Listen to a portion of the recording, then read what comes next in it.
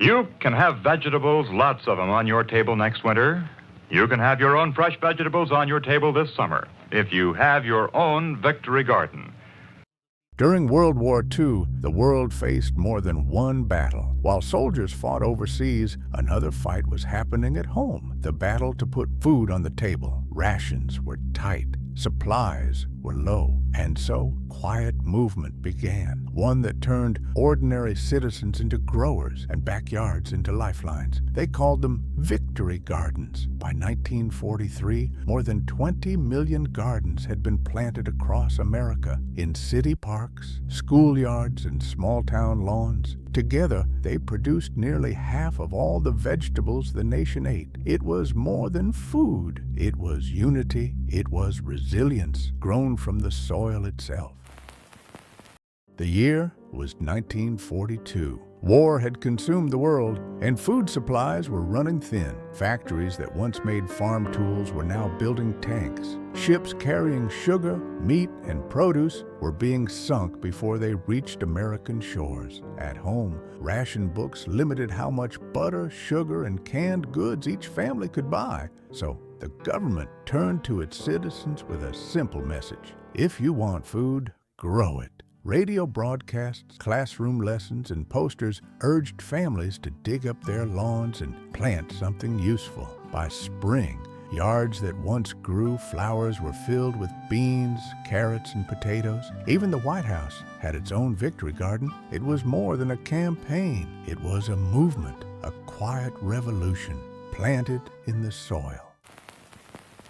Victory Gardens weren't born from luxury, they were born from necessity. Without modern fertilizers, irrigation systems, or store-bought compost, families had to rely on creativity, community, and generations of passed-down wisdom. Number 1, grow what lasts. Victory gardeners chose plants that could handle neglect, store easily, and fill a pantry through winter. Beans, carrots, onions, cabbage, and beets. Simple, sturdy crops packed with calories and nutrients. They favored foods that could be dried, canned, or pickled, ensuring every bit of summer abundance lasted into the cold months. It wasn't about having variety. It was about survival in a jar. Number 2, nothing went to waste. Before zero waste became a slogan, it was simply how people lived. Every kitchen scrap had a purpose. Eggshells and coffee grounds went into compost, ashes from stoves enriched the soil, and leftover water from washing vegetables was poured back into the garden. Even newspaper and cardboard were repurposed as mulch to keep weeds down and moisture in. Nothing was ever thrown away if it could feed the earth. Number 3, companion planting. Space was precious, so gardeners learned to make every inch work twice as hard. They rediscovered the wisdom of indigenous growers, the 3 sisters, corn, beans, and squash. The corn gave the beans a pole to climb. The beans fixed nitrogen into the soil, feeding both, and the squash's wide leaves shaded the ground,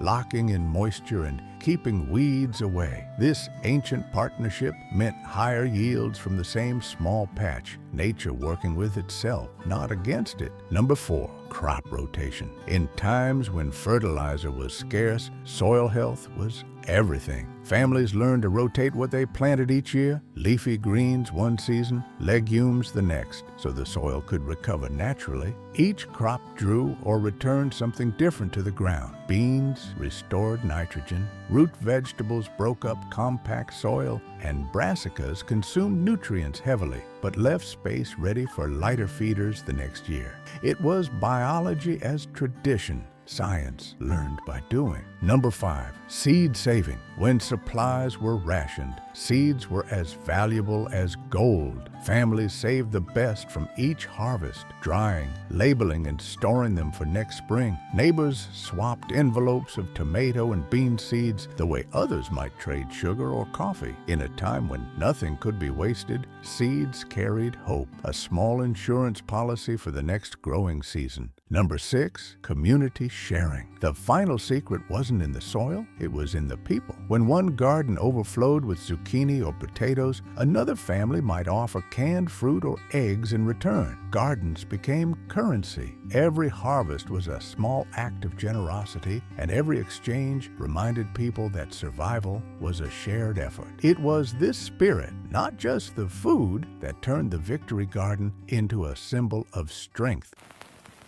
The Victory Garden was never just about food. It was about morale. Every seed planted was an act of defiance against fear, a quiet promise that tomorrow would come. In neighborhoods across America, fences disappeared. Neighbors turned empty lots into shared plots. Schools taught children how to grow lettuce beside the flagpole. It wasn't charity, it was unity. People found pride in their soil. Even those who couldn't fight on the front lines found a way to contribute, one harvest at a time. The garden was a reminder that every hand, no matter how small, could help win the war. By 1944, home and community gardens produced 8 million tons of food, nearly 40% of all vegetables eaten in the United States.